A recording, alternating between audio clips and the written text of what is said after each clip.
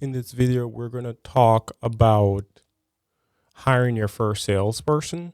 If you're early stage, Series A, seed stage startup, and you've been doing sales by yourself as a founder, I want to give you some tips that you can use to hire, or a framework in how to even start to think about hiring your first salesperson. I had a conversation recently with someone who had raised a bunch of money, and they had gotten the company to about $500,000, and I think they're on their way to be $1 million in sales. And one of the things that they were asking me is like, "Hey, D, like you've done this multiple times. You've been number one as a salesperson. Like, what are some things that I should be thinking about as I start to think about my first salesperson?"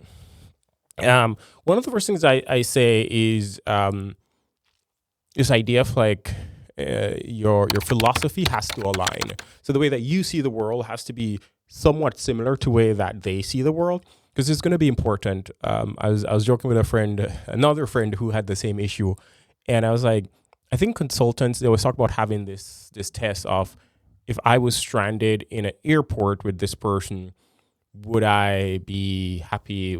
Could we get along? So there's something about that. Like, you have to be able to get along with this person, and your philosophy of how to build a company has to align, or your philosophy of work, or that core piece of not everything, right? Like, you don't have to be like, have the same political view or whatever, but there's something about like understanding the way that you view the world, and there's something about that is always helpful, especially when it comes on to early stage startup and it being uncertainty. One of the things we talk about is there's a difference between missionaries and mercenary employees. And I just want to get this right. Like, usually the mercenary shows up and says, what can this company do for me? My comp, my resume, my title, and they're there to take. And then there's people that are more missionaries. Like, I want this company to win. Like, they truly believe in the mission and the vision of the company. And you want more missionaries in the early stage than mercenaries, because as you get older, or as the company grows and become more mature, you want people are going to show up because it's like, hey, this is just a job or something for me. The missionary goes beyond, right? They goes beyond what their job description might say. In fact, one of the big things is that you will never have the right job description as you think that you might have in the early days. So yeah, let's think through that a little bit, because it's like, there's going to be long hours. There's going to be more things that they will have to do. And so you want someone who's fully bought in versus just saying like, I'm just here for my paycheck, and what can you do for me? All right. So let's jump in. When we talk about specifically early stage, and in this scenario, we're talking about a sales development rep or a BDR, or it could be a full cycle sales rep. One of my advice is that do not hire someone straight out of college. I know this is counter-cultural. Yes, they may be cheaper, and they might be eager to prove themselves. There's a caveat here. I'll come back to that. But the reason you don't hire someone hot right out of college is because if you're only 3 to 5 people, you don't have time to teach this person.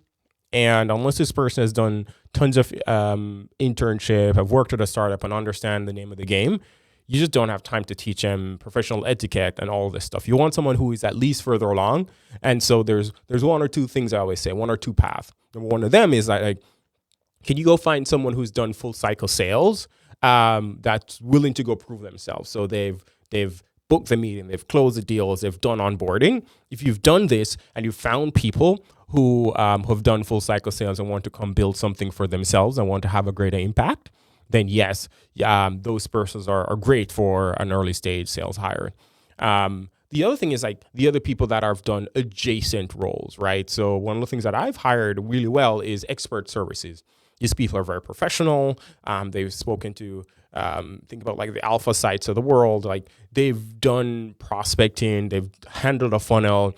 It's not traditionally tech sales, but they have done some adjacent work per se that like they can come in and hit the ground running. You're not teaching them sales. You're not teaching them to be a professional. You might just be teaching them about your company. So those are the two things I think about, right? It's someone who's done full cycle, who wants to come and prove themselves, someone who, full cycle at a role and they want to have greater impact, or someone who's done some sort of adjacent role that they want to come in and then start to have, they want to transition into tech sales.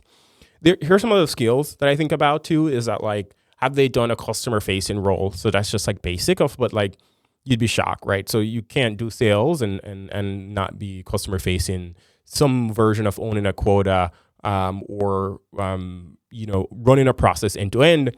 And then one of the things I often think about, and it's hard for me, is that the intrinsic drive, like their mindset, because you can't be fully motivating them. They have to want it for themselves, but they also have to be bought into your vision of like, here's where we're going to go. Because the other thing is like, they are almost like a co-founder in the early days. Like the first 10 employees, you're just a co-founder, honestly, right? And so they have to be able to have bought into the vision and want to have pushed the vision as much as possible. And so some of the things I think about is like, have they gone above and beyond? Because you were going to need that in the early days. As I said, it's not as structured. There's a lot of uncertainty. But if they can show that they've gone above and beyond and taken initiative in anything that they're doing, I think there's something there. Hopefully this is helpful. This is just some of the frameworks that I've shared with friends that have asked me, hey, how do we hire for a salesperson? I can go a lot deeper. Stay tuned for more, things on this topic. Please subscribe and like, comment below if you have questions about getting into tech sales, spinning up an early tech sales company, and sales. I have a lot more to share. Cool. All right. See y'all.